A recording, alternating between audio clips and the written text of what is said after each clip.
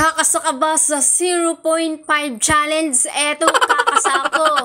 Ayan ang proof. Guys, gusto nyo ba ng vlog na 0.5 challenge? Sige, eto. Ipapakita ko sa inyo. Ayan, nakita nyo yung hanger? Ayan, hindi ko pa naligpit.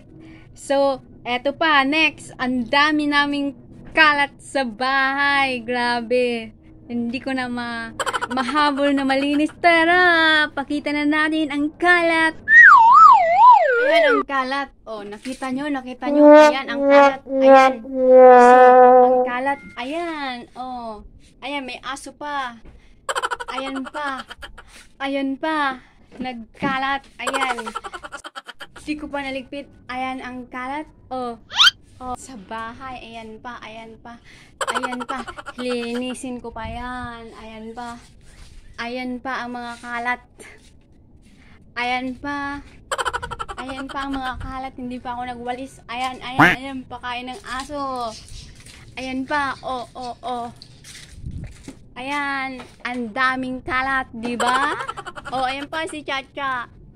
So, ayan ang kalat ng lababo namin. Ayan, may ang mga pusa nagkalat.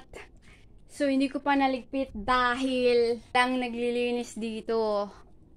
At hindi ko pa nawalis lahat. Ayan pa, oh. Nandyan pa ang dustpan. Ayan pa yung asong makulit. O, ano.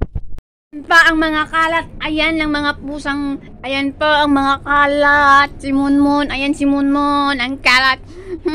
Ayan mga pusang kalat.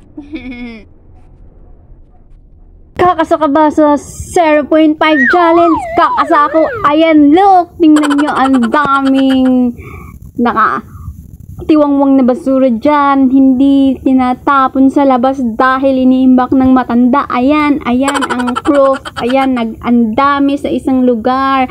Matanda pa yan sa akin yung mga basurang yan dyan.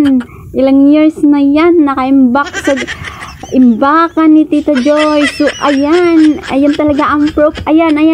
Oh, kakasa ka ba sa kalat challenge?